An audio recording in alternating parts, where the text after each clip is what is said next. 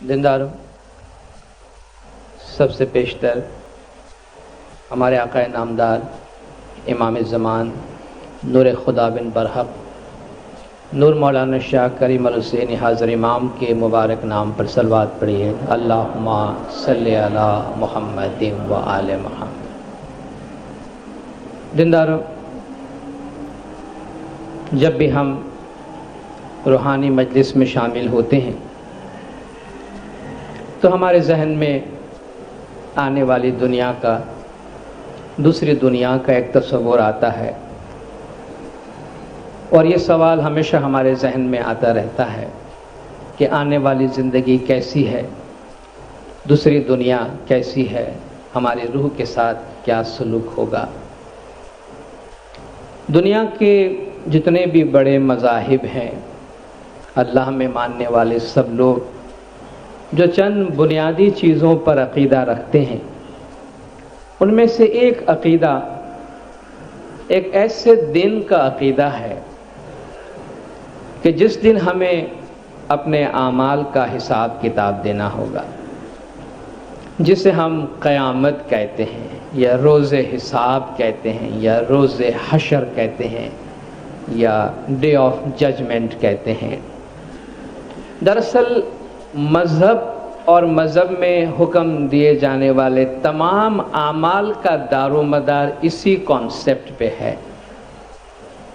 اگر ہمیں یہ معلوم نہیں ہوتا اور ہم سے یہ نہیں کہا جاتا کہ آپ کے اچھے اعمال کا آپ کو بدلہ ملے گا اور آپ کے برے اعمال کا بھی آپ کو بدلہ ملے گا، اگر یہ بات ہمارے ذہن میں کہیں نہ ہوتی تو ہم کبھی بھی اپنے اعمال کو واچ نہیں کرتے، کبھی بھی اپنے اعمال کا خیال نہیں کرتے، درندوں کی طرح زندگی گزارتے جن کو اپنے کسی بھی عمل کا کوئی حساب نہیں دینا پڑتا ہے۔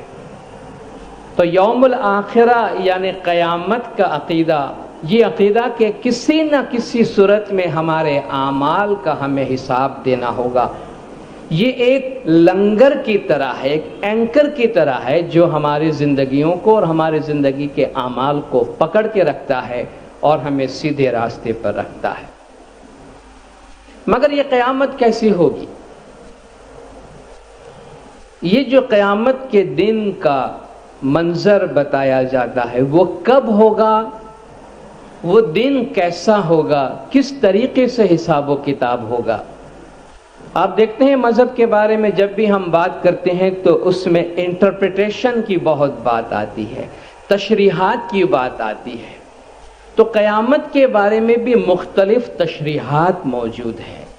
اس میں اہل شریعت کی اپنی تشریح ہے، اہل طریقت باطنیت صوفیوں کی اپنی تشریح ہے، دوسرے طریقے والوں کی اپنی تشریح ہے۔ بعض لوگوں کا کہنا ہے کہ ایک دن ایسا آئے گا کہ ساری دنیا اچانک ختم ہو جائے گی اور آج تک جتنے بھی لوگ مرے ہیں وہ سب زندہ کیے جائیں گے، اللہ اپنا دربار لگائے گا اور ہر ایک سے اس کے اعمال کا حساب کتاب پوچھا جائے گا، اور خدا کے پاس ہم میں سے ہر ایک کے اعمال کا حساب کتاب و ریکارڈ موجود ہے، کوئی چیز ہم جھٹلا نہیں سکیں گے، نظروں سے خود دیکھیں گے اور اس طریقے سے ہمارے ساتھ انصاف کیا جائے گا اور اپنے اعمال کے مطابق ہمیں درجات یا مراتب دیے جائیں گے۔ اور یہ ایک ظاہری لیول کی تشریح ہے جو اہل ظاہر بتاتے ہیں۔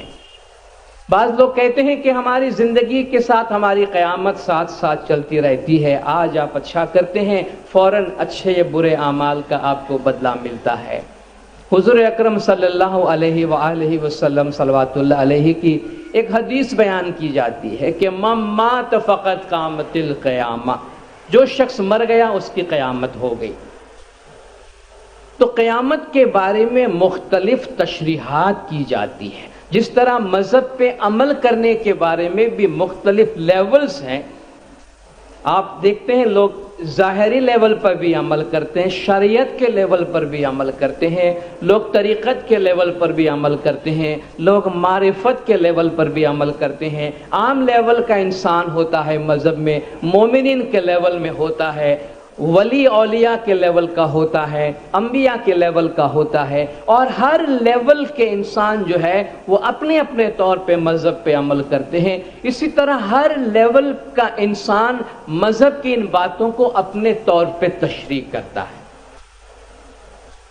تو قیامت کی بھی مختلف تشریحات کی جاتی ہیں، اور ان تشریحات میں سے مثال کے طور پہ بہت سی باتیں بیان کی جاتی ہیں۔ مذہب میں چونکہ ایسی باتیں ہوتی ہیں جو ہمارے حواس سے باہر ہوتی ہیں، اس لیے ان کو سمجھانے کے لیے تمثیلات، ایگزامپلس، مثالوں کے ذریعہ ایلیگوریکل لینگویج میں، تمثیلی زبان میں وہ باتیں سمجھائی جاتی ہیں۔ تو آج بھی ہم ایک تمثیلی زبان میں ایک بات جو ہم کو سمجھانے کی کوشش کی گئی ہے قیامت کے حوالے سے، دنیا کے اخلاقیات کے حوالے سے، آج اس کے بارے میں ہم بات کریں گے۔ اور یہ ہمارے گنان لٹریچر میں پایا جانے والا ایک گنان ہے جو پیر شمس سے منسوب کیا جاتا ہے، اور جس میں یہ کہا گیا ہے کہ حضور اکرم صلی اللہ علیہ وآلہ وسلم اور جبرائیل کے درمیان ایک ڈائیلاگ ہوتا ہے، بات چیت ہوتی ہے، اور حضور اکرم جو ہے وہ جبرائیل سے پوچھتے ہیں کہ میرے جانے کے بعد دنیا میں تجھے کتنی مرتبہ آنا ہے، اور وہ کہتے ہیں کہ مجھے 10 دفعہ دنیا میں آنا ہے، اور 10 میری وزٹس ہوں گی دنیا میں، اور ہر دفعہ میں ایک ایک چیز دنیا سے اٹھا کے چلا جاؤں گا، جب آخری چیز بھی اٹھا جاؤں گا تو سمجھنا قیامت کی علامت اور قیامت کی نشانی آپ کو مل گئی۔ جس طرح میں نے پہلے آپ سے کہا، یہ جو باتیں اس میں کہی گئی ہے اس کو بالکل لٹرلی، یعنی ظاہری الفاظ کی صورت میں یا بالکل ظاہری طور پہ لینے کی ضرورت نہیں ہے۔ اس میں جو میسج ہے، اس میں جو مثال بیان کرنے کی کوشش کی گئی ہے، اس میں جو مورل لیسن ہم کو بتانے کی کوشش کی گئی ہے، اس کی طرف دھیان دینے کی کوشش کرنی چاہیے، نہ یہ کہ ہم ان ظاہری چیزوں کو ڈھونڈنے اور دیکھنے کی کوشش کریں جو کہ اس میں کہا گیا ہے۔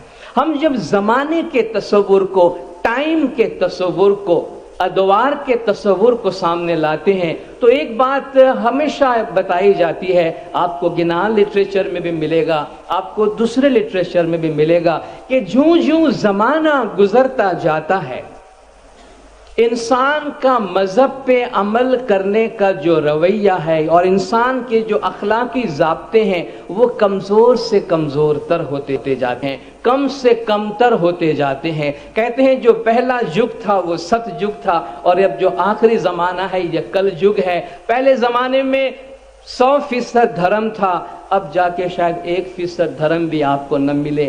یہ بھی سمبولیکلی مثالوں کی زبان میں ہم سے بتایا گیا ہے کہ وقت گزرنے کے ساتھ ساتھ مادیت کا انسان پہ غلبہ بڑھتا جائے گا، اور مذہب کی اور اخلاقی تعلیمات کی جو قوت ہے وہ انسان کی زندگیوں سے کم تر ہوتی جائے گی، اور اس میں انسان کو اپنے مذہب پر، اپنے روحانی زندگی پر عمل کرنے کے لیے بہت زیادہ محنت کرنی پڑے گی۔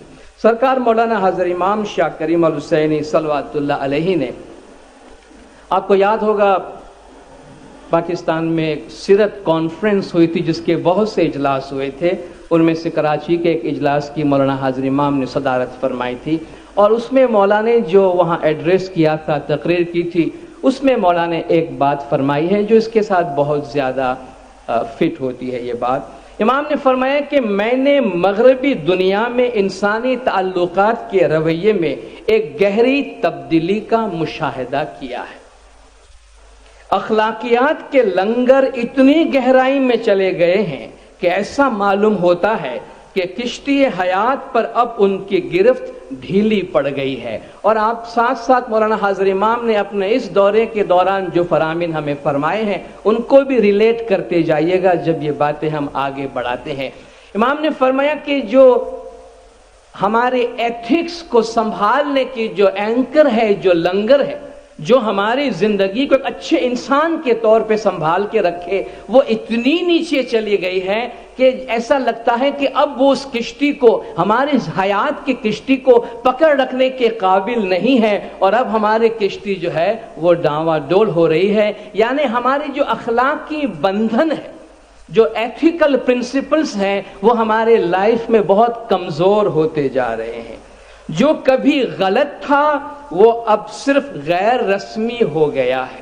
پہلے ہم کہتے تھے کہ یہ بات غلط ہے، مگر آج ہم کہتے ہیں کہ یہ ٹریڈیشنل نہیں ہے لیکن اب چل سکتا ہے، اور شخصی آزادی کے خاطر اسے برداشت کر لیا جاتا ہے۔ کل آپ کہتے تھے یہ بات غلط ہے، آج جب وہ آدمی کرتا ہے آپ کہتے ہیں بھائی انڈیویجول فریڈم کی بات ہے، ہر آدمی آزاد ہے، وہ جو چاہے کر سکتا ہے۔ کل کی غلط بات آج آپ برداشت کرنے لگے ہیں، اور جو کچھ برداشت کیا جاتا ہے وہ جلد ہی قبول ہو جاتا ہے۔ کل آپ نے صرف برداشت کیا تھا، آج جو ایکسیپٹیبل ہو گیا کل وہ فیشن بن جائے گا ہمارے لیے۔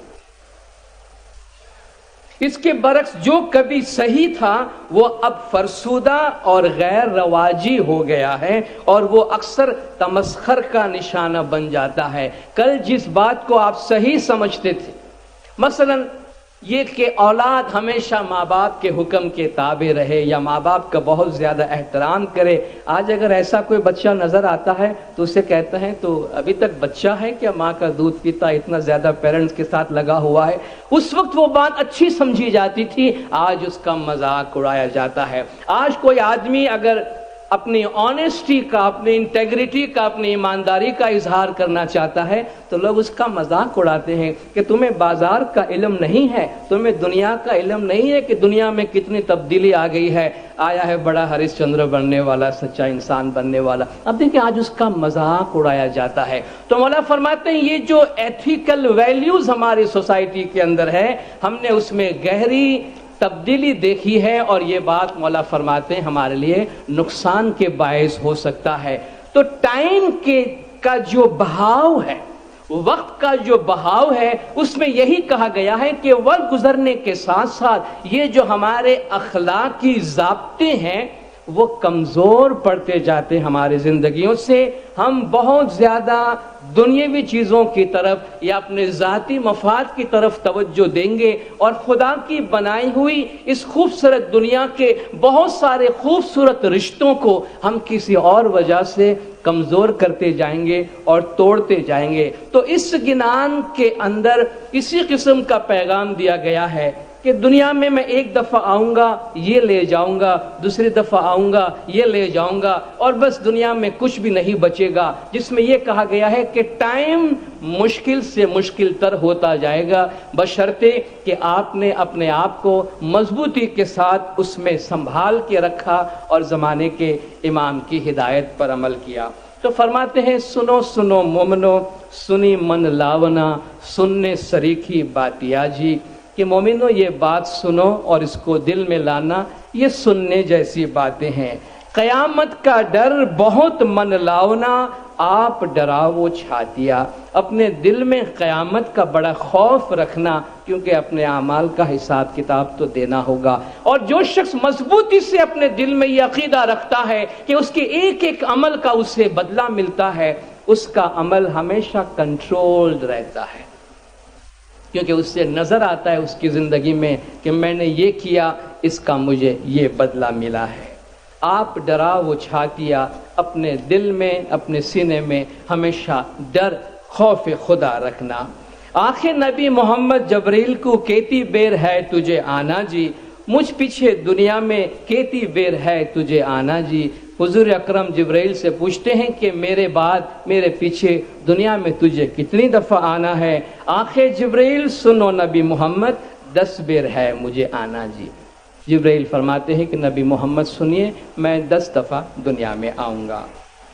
پہلی بار سنو یا محمد، پھر کر ہے مجھے آنا جی، پہلی بار میں پھر کر آؤں گا، سو برکت لینے کاجے جی، دنیا میں سے برکت لے جاؤں گا، سو نہ رہوے کچھ باقی جی۔ خیال آتا ہے کہ امام برکات کی اتنی دعائیں کیوں دیتے ہیں؟ سمجھ میں آتی ہے بات کہ امام برکات کی اتنی دعائیں کیوں دیتے ہیں؟ کہ دنیا میں لوگ سمجھتے ہیں برکت کا مطلب چیزوں کی فراوانی ہے، چیزوں کی فراوانی نہیں، ان چیزوں سے ملنے والی، اگین میں برکات کا ورڈ یوز کرتا ہوں چونکہ مولا نے فرمایا برکات ایک ایسا لفظ ہے کہ اس کا کسی بھی زبان میں ترجمہ نہیں کیا جا سکتا۔ اس میں ایک بھرپور ہونے کی علامت، ایک بھرپور ہونے کی نشانی ہے۔ پہلے لوگوں کے پاس مال کم تھا مگر دل میں خوشی زیادہ تھی. آج مال بہت زیادہ ہے مگر وہ مال ان کو وہ خوشی فراہم نہیں کر سکتی. مولانا نے اپنے فرمان میں فرمایا کہ آنے والی زندگیوں میں، آنے والے سالوں میں بہت زیادہ مادی ترقیاں، مادی دولت تم کو ملے گی، لیکن اگر تم نے ان مادی چیزوں کو اپنی زندگی کا مقصد بنا لیا اور یہ نہ سمجھا کہ یہ چیزیں کہاں سے آ رہی ہے، تو پھر اس میں سے تمہیں وہ سکھ اور ہیپینس نہیں ملے گا. وقت کی برکات نہیں ہے، لوگوں کے ٹائم میں سے برکت چلا گیا ہے. مذہب کے خاطر تھوڑا ٹائم دینا، عبادت کے لیے وقت دینا، بیت الخیال روحانی خوشی کی ہماری جگہ جو ہماری زندگی کی بنیاد ہے، ہماری روحانی زندگی کا لنگر ہے، مشکل سے مشکل ہوتا جا رہا ہے ہمارے لیے. اس لیے آج مولا فرماتے ہیں جس وقت جہاں کہیں بھی تم ہو اپنے خدا کو، اپنے مولا کو یاد کر لو تاکہ اس وقت میں تم کو خوشی ملے، تم کو ہیپینس ملے. تو جو چیزیں خدا نے ہمیں دنیا میں نصیب کی ہے ان میں سے ہمیں خوشیوں کا حاصل ہونا برکات ہے. اور آج مولا فرماتے ہماری دعا ہے کہ تمہیں برکات ملے، مور برکات and مور برکات. مولا فرماتے آپ کی زندگیوں میں برکات کی دعاؤں کی ضرورت ہے. دوجی بار سنو یا محمد پھر کر ہے مجھے آنا جی، دوجی بار میں پھر کر آؤں گا سو محبت لینے کاجے جی. دنیا میں سے محبت لے جاؤں گا سب بے محبت ہو جاوے جی. دنیا میں سے محبت چلی جائے گی، انسان کی انسان سے محبت، خاندان کی خاندان سے محبت. سمجھ پڑتی ہے کہ آج مولا ہمارے آپس کے یونٹی کا فرمان اور دعائیں دیتے ہیں، خاندان میں یونٹی اور خاندان میں محبت کی دعائیں دیتے ہیں اور آپس میں مل کر رہنے کی دعائیں دیتے ہیں. آج محبت کا اندازہ بھی دولت سے کیا جاتا ہے. یہ بات کہنے کی ضرورت نہیں، اب تو ہماری ہر زندگی میں ہر ایک کی زندگی کا یہ تجربہ ہے. انسان کا انسان پہ بھروسہ نہیں. جس کے ساتھ عام طور پر کوئی دنیاوی یا مادی فائدہ ہمیں نہ ہو، ہم ان سے کوئی تعلق اور کوئی رشتہ نہیں جوڑتے. ہر شخص دوسرے شخص کو شک کی نگاہ سے دیکھتا ہے. عام بات کرتا ہوں، اس میں اختصاص اپنی جگہ پر ہے. فیملیز، اولاد ماں باپ تک کو برداشت کرنے کو تیار نہیں ہے.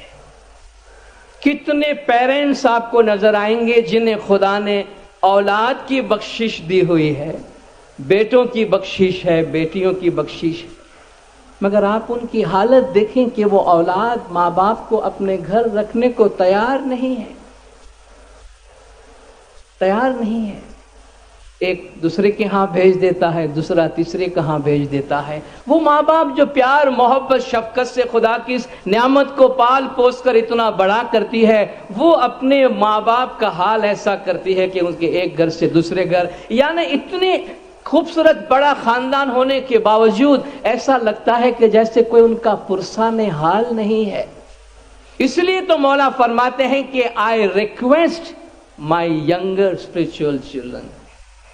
امام نے فرمایا ہم ریکویسٹ کرتے ہیں اپنے نوجوانوں سے کہ اپنے ماں باپ کی اور گرانڈ پیرنٹس کی دیکھ بھال کریں. زمانے نے آپ کے لیے یہ مشکل بنا دیا کیونکہ یہ سب مادیت کا دباؤ ہے، مادیت کا پریشر ہے. یہ نہیں ہے کہ جبریل آتا ہے خاص محبت چھین کے لے جاتا ہے، بلکہ یہ کہتا ہے ٹائم ایسا آئے گا کہ محبت سے زیادہ قیمتی چیزیں اور ہو جائیں گی، اور سب سے زیادہ ہر انسان کی جو خود غرضی ہے اور مادی چیزیں ہیں وہ ان کے نزدیک سب سے زیادہ اہم ہو جائے گی. جس کے لیے مولا نے ہمیں خبردار کیا کہ ہم نہیں چاہتے ہیں کہ مادی چیزوں کا حصول آپ کی زندگی کا واحد مقصد بن جائے. مولا نے فرمایا یہ آپ کی زندگی کا ایک بہت ہی غلط فیصلہ ہوگا، ایک بہت ہی غلط راستہ ہوگا، اور یہ ایک غلط رہنمائی ہوگی آپ کے لیے. تیسری بار سنو یا محمد پھر کر ہے مجھے آنا جی، تیسری بار میں پھر کر آؤں گا سو رحمت لینے کاجے جی. دنیا میں سے رحمت لے جاؤں گا سو کण اوچھا تیاں پاکے جی. میری تیسری وزٹ ہوگی، دنیا میں سے رحمت لے جاؤں گا، دنیا میں سے رحمت لے جاؤں۔ آج دنیا کے اتنے ممالک ہیں، میں صرف ایک سوال آپ سے پوچھوں کہ یہ سارے ممالک سب سے زیادہ کس چیز پر پیسہ خرچ کرتا ہے؟ ہمارا پاکستان جیسا غریب ملک جس کے ہاں کتنے مسائل موجود ہیں، مگر پوچھئے سب سے زیادہ پیسہ کس پہ خرچ ہوتا ہے؟ کہیں بھی دنیا میں جائیں، دنیا میں غربت اتنا بڑا مسئلہ نہیں ہے۔ کہاں جاتا ہے یہ سارا پیسہ؟ ہتھیاروں میں جاتا ہے، آرمز اینڈ ایمونیشن میں جاتا ہے۔ دنیا میں آرمز اینڈ ایمونیشن پہ، ہتھیاروں پہ جتنا پیسہ خرچ ہوتا ہے، اس کا تھوڑا سا پیسہ اگر انسانیت پہ خرچ کر دیا جائے تو یہ غربت اور یہ بے روزگاری اور یہ مکان یہ کوئی مسئلہ نہیں ہے۔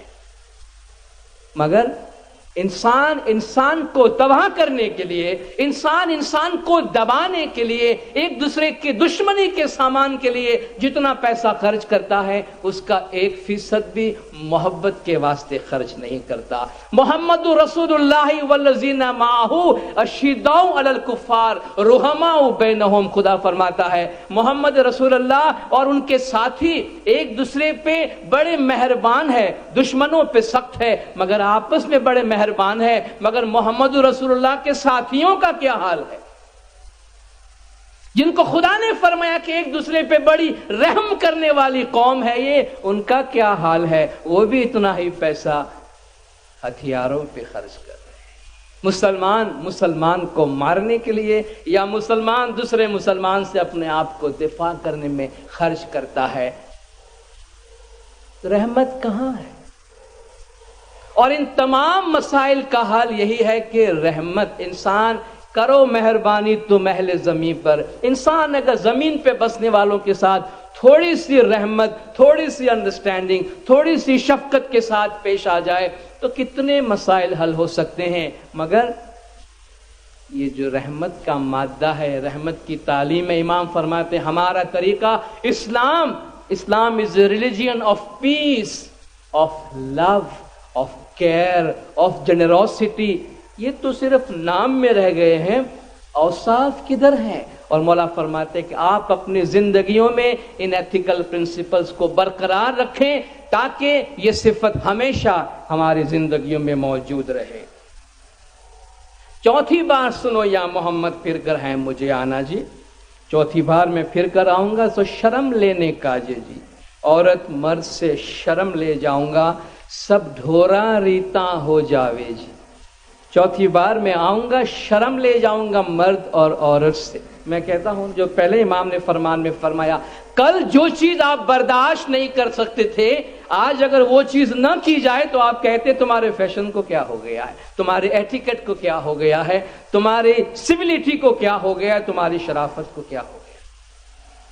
عورت مرد سے شرم لے جاؤں گا، سب ڈھورا ریتا ہو جائے، یعنی سب جانور جیسے بن جائیں گے۔ اپنے دل پہ ہاتھ رکھ کے کہیے، کیا آپ اپنے فیملی ممبرز کے ساتھ بیٹھ کر اب ٹیلی ویژن کے سامنے بیٹھ سکتے ہیں؟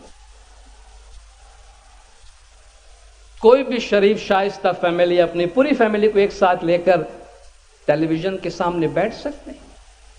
میں یہ کہتا ہوں جو چیز آپ کے والدین، ہمارے والدین سوچ نہیں سکتے تھے وہ کچھ آج ہو رہا ہے، اور مولا نے فرمایا کہ آپ اپنی زندگیوں میں یاد رکھیے گا کہ بہت سی چیزیں، بہت سے ویلیو سسٹم آپ کی زندگیوں میں ایسے آئیں گے جو آپ کے نہیں ہیں، جو باہر سے آئیں گے اور وہ آپ کے لیے نقصان دہ ہیں، اور آپ ان کو اپنی زندگیوں میں داخل کرنے کی غلطی مت کرنا۔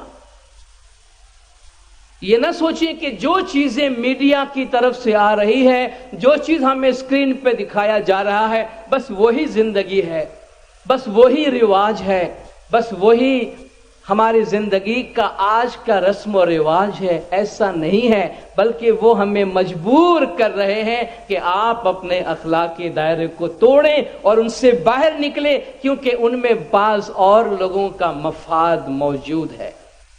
بار بار امام زور دیتے ہیں کہ مضبوطی سے اپنے اخلاقی دائرے کو تھامے رہے. فرماتے ہیں سب ڈھورا ریتا ہو جاوے جی، سب جانور جیسے بن جائیں گے، اور اب کیا باقی رہ گیا ہے؟ اب کیا باقی رہ گیا ہے؟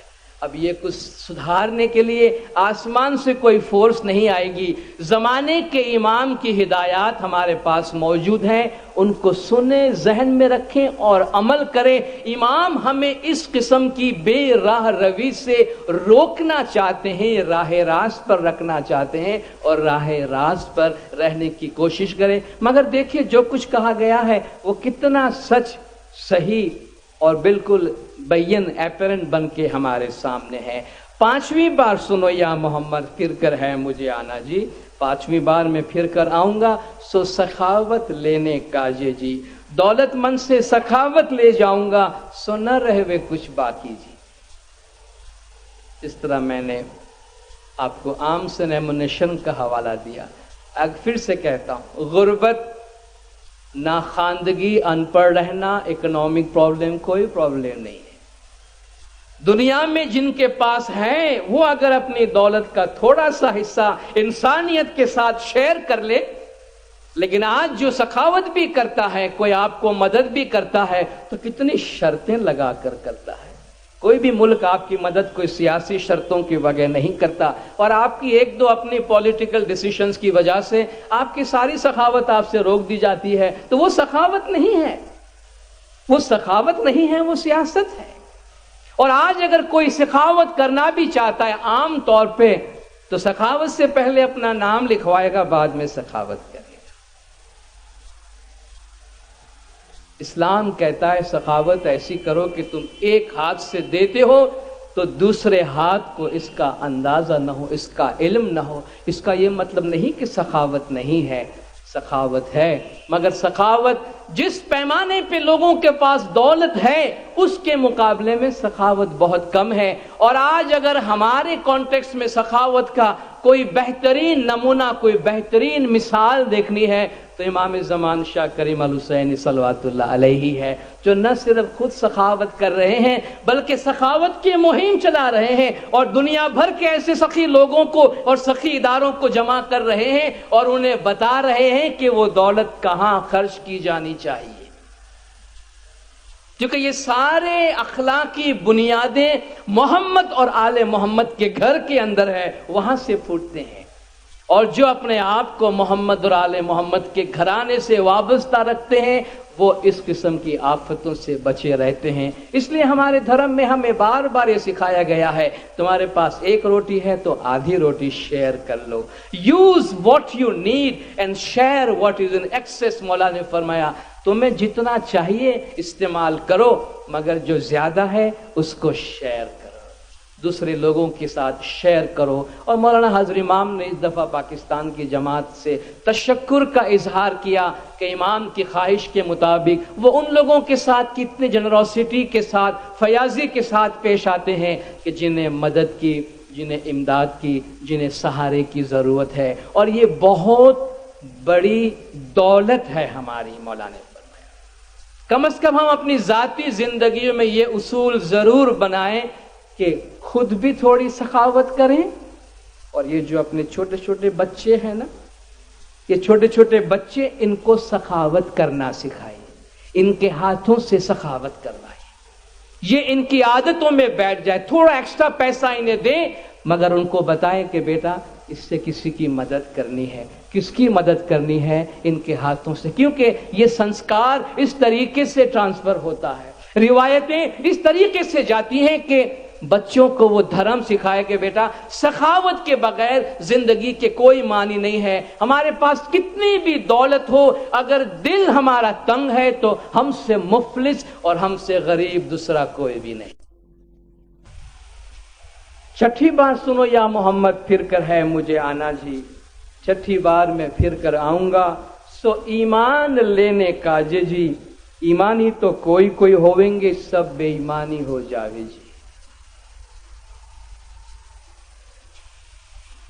آج کوئی کسی پہ اعتبار نہیں کرتا، کوئی کسی پہ بھروسہ نہیں کرتا. ہمیں بہت پہلے یہ بتایا گیا ہے کہ زمانہ جو آگے بڑھے گا، تھر تھر مومن بھائی کوئی رہش ہے، کوئی کہیں جا کر آپ کو 1000 گاؤں میں 100 گاؤں میں کوئی ایک ایماندار، کوئی مومن جن کی زبان پہ بھروسہ کر سکے، جن پہ آپ ٹرسٹ کر سکے، آج کوئی کسی کا ٹرسٹ کرنے کو تیار نہیں۔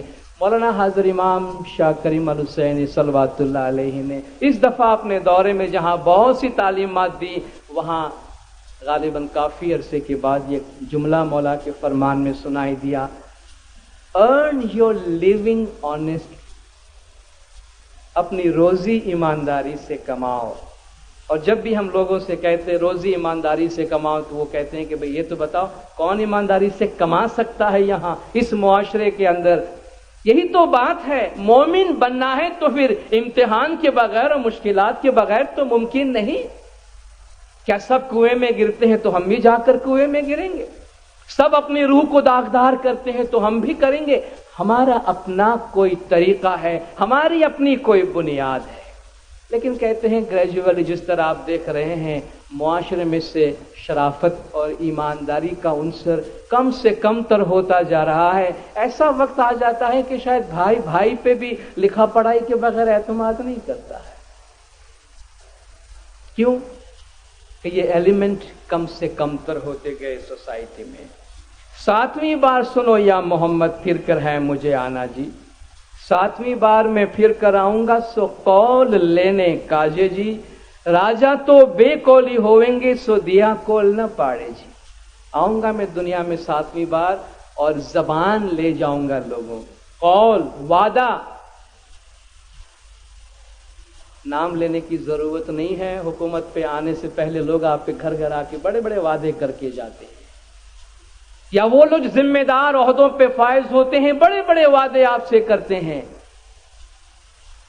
سو دیا قول نہ پاڑے، راجا بھی اپنا قول نہیں پالتا، حکومت اپنے وعدوں پہ عمل نہیں کرتی، کوئی بھی اپنے وعدوں کا پاس نہیں رکھتا۔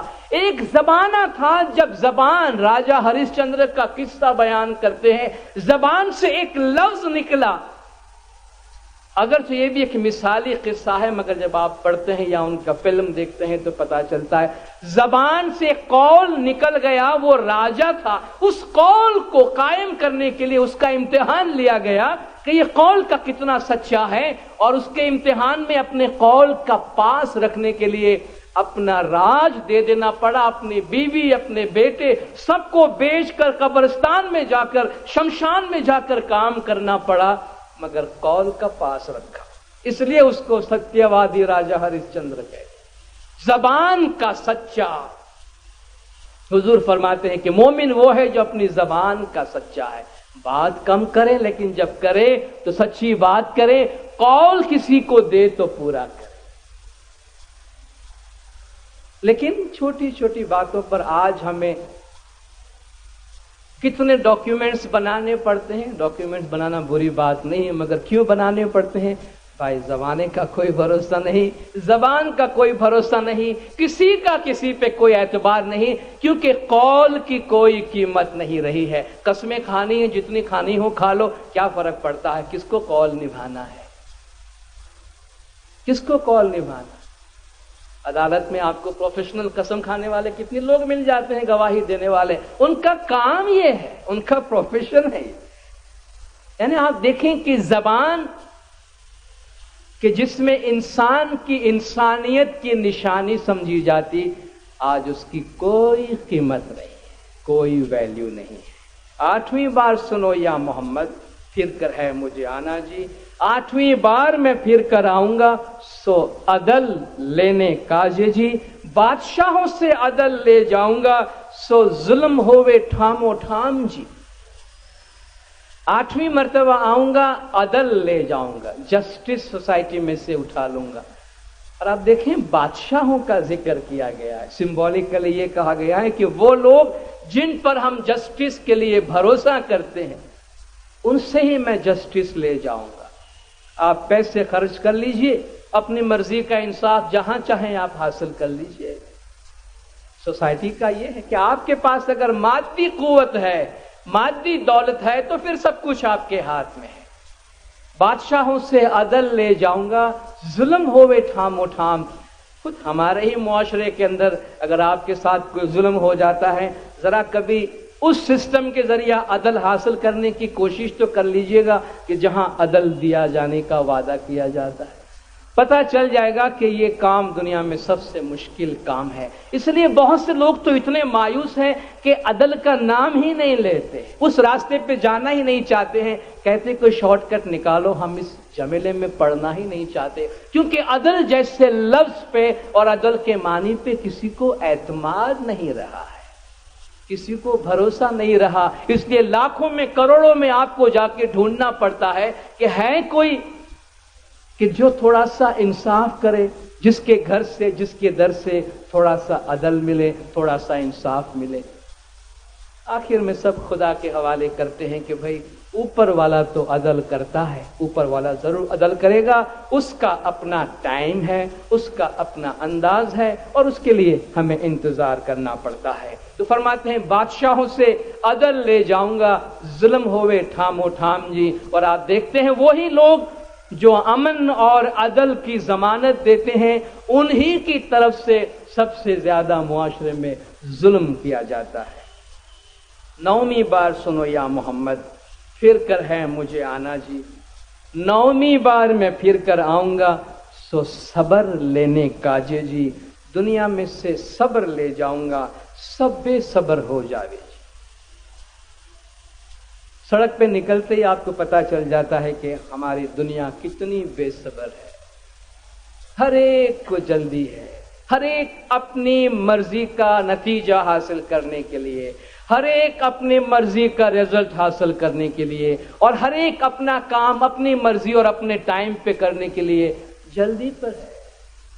کسی کو کسی کا خیال نہیں، کسی کو کسی کا کنسرن نہیں کہ اس سے دوسروں کو کیا تکلیف ہوتی ہے۔ ہر آدمی بے صبرا ہے، اور انسان بے صبر کب ہوتا ہے؟ انسان بے صبر کب ہوتا ہے؟ جب انسان کے وجود کے اندر مضبوطی اور استحکام نہیں ہوتا۔ صبر کوئی باہر سے آنے والی قوت نہیں ہے، صبر ہمیں ہمارے سراؤنڈنگ ہمیں نہیں دیتی۔ جس طرح ایک بہت بڑے ہجوم میں رہ کر بھی ایک آدمی پیسفل رہ سکتا ہے، اور ایک آدمی کسی تنہائی میں بیٹھ کر بھی شاید اس کو گھٹن محسوس ہوتی ہو۔ یہ دونوں چیزیں ہمارے اپنے وجود کے اندر ہیں، ہمارے اپنے وجود میں ہے۔ اگر انسان خدا کے قانون کو جانتا ہے، اگر انسان خدا کے قانون کو سمجھتا ہے، اور اگر انسان خدا کے اس فطرت کے کام کے انداز کو جانتا ہے، تو اس سے کسی کام میں جلدی نہیں ہوتی، مگر شاید وہ یہ سمجھتا ہے کہ اس کی اپنی زندگی وہ کنٹرول کر رہا ہے، اور اس کی اپنی زندگی سب سے زیادہ امپورٹنٹ ہے اس کے لیے، اس لیے بے صبر ہو کے ہر جگہ بھاگا بھاگی کر رہا ہے، نتیجتاً اپنے معاشرے کو، اپنے آس پاس کے ماحول کو اور برا بناتا ہے اور بگاڑتا ہے۔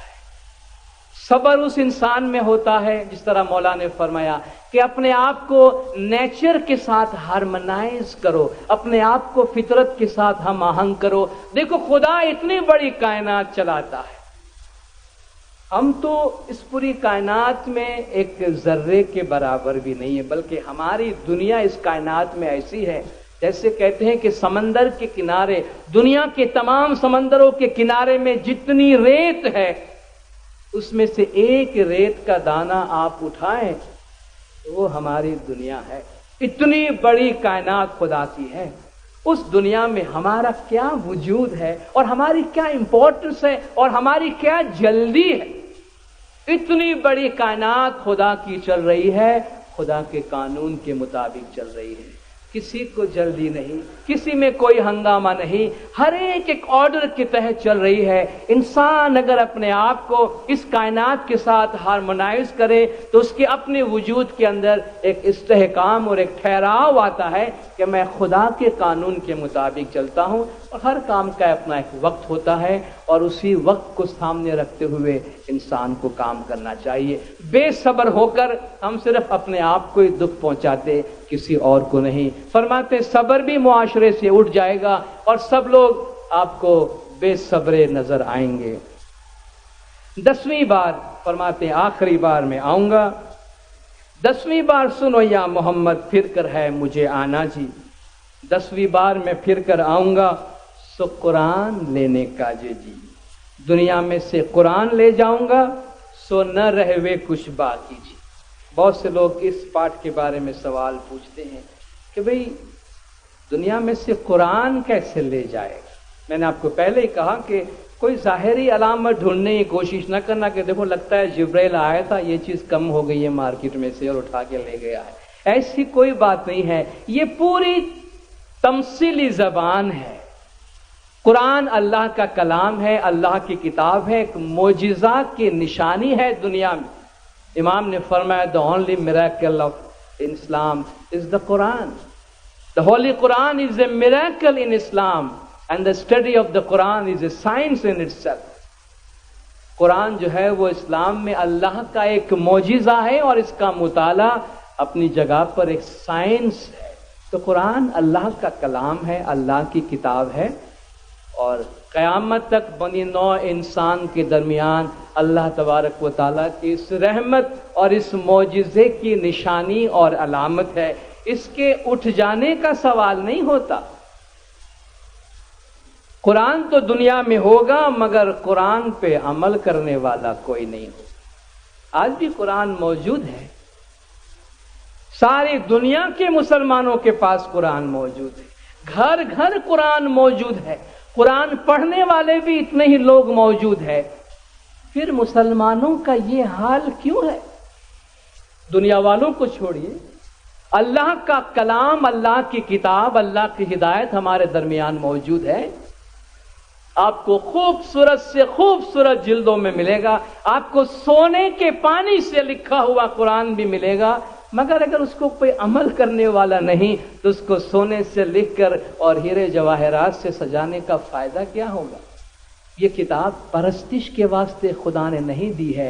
एक बहुत बड़े आलिम हैं हमारे मुस्लिम, मौलाना माहिरुल कादरी, उनकी एक नज़म है, हम उनकी ज़बान से ही बताते हैं। उन्होंने कुरान की ज़बान से ये बात कही है और वो लिखते हैं, नज़म का नाम रखा है कुरान की फरियाद।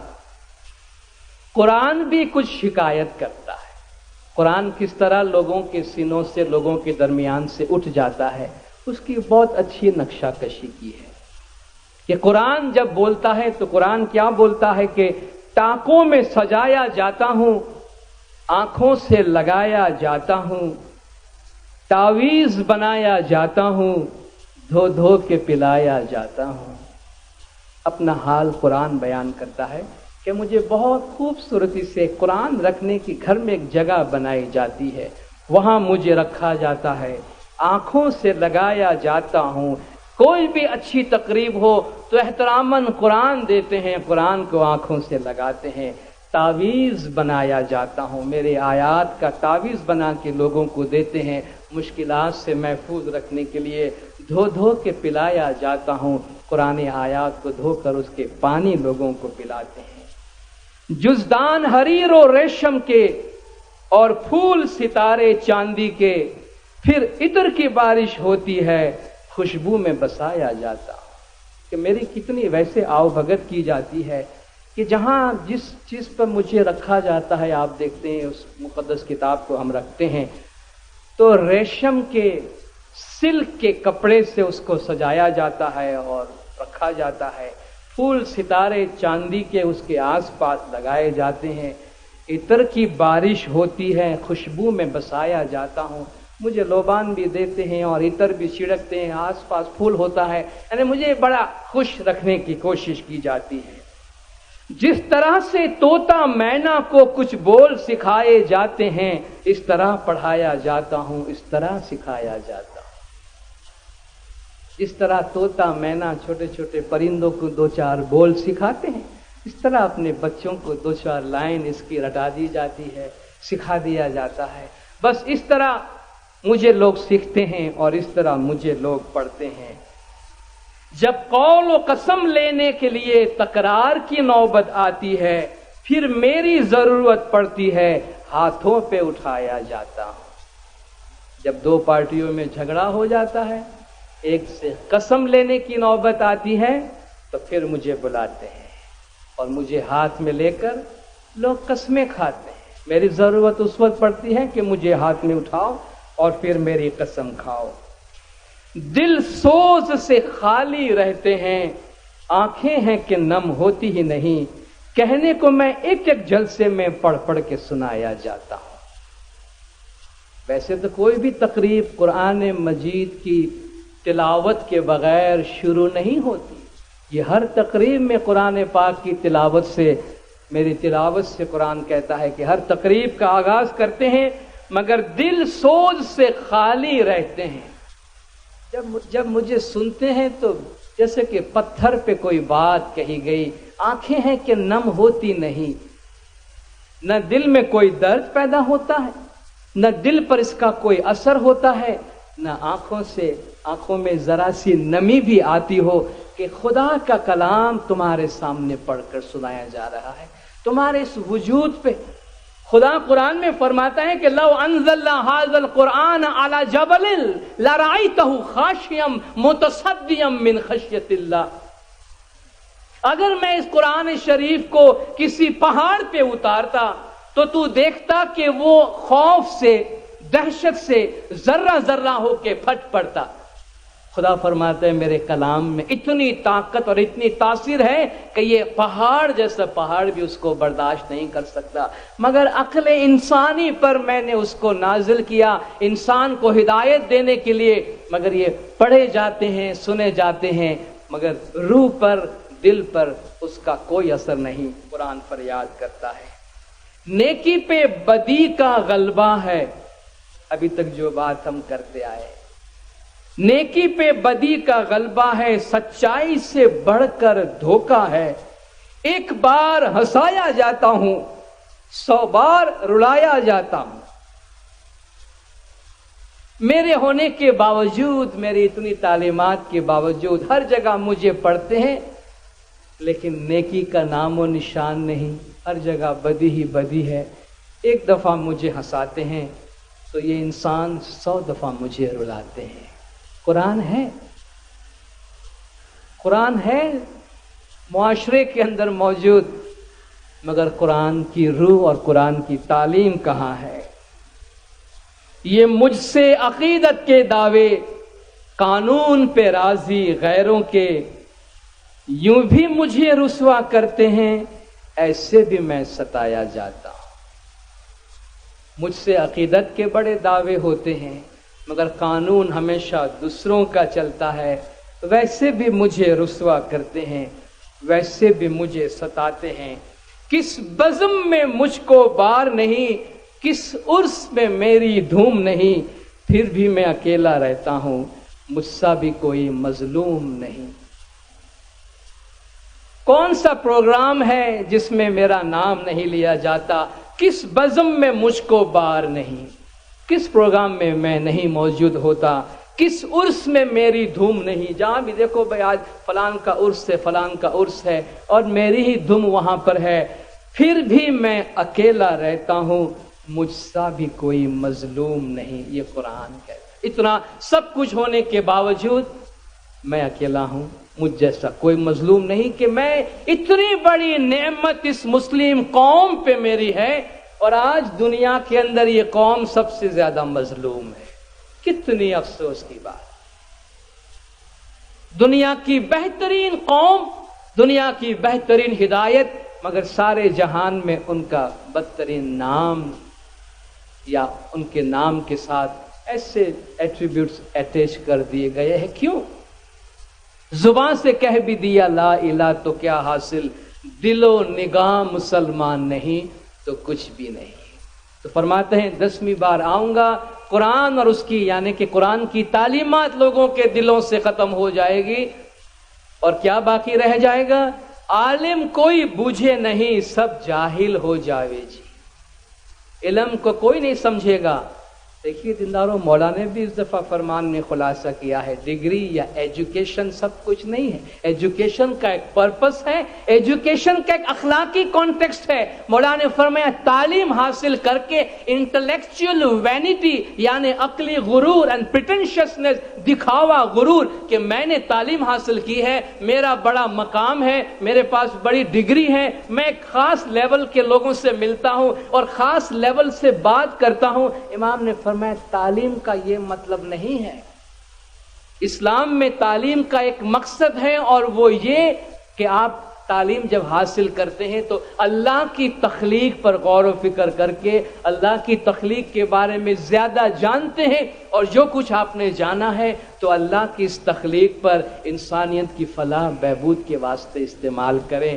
تو ایجوکیٹڈ ہونا اور ڈگریاں لینا اور صحیح معنی میں علم کا حاصل ہونا دونوں ایک چیز نہیں ہے۔ امام نے فرمایا کچھ چیزیں بعد اچھی ایجوکیشن، گڈ ایجوکیشن بھی ہے، اچھا نالج ہے، برا نالج ہے، اور کچھ ایسی چیز ہے جو نالج ہی نہیں ہے، محض انفارمیشن ہے، اور ہم انفارمیشن کے بل بوتے پر شاید اپنے آپ کو بہت بڑا عالم سمجھتے ہیں۔ عالم کوئی بوجھے نہیں سب جاہل ہو جاوے جی، علم کو کوئی بوجھے نہیں سب لباس کپڑے پہچانے جی، ریشمی کپڑے پہن کر آوے اسے خدا کر مانے جی۔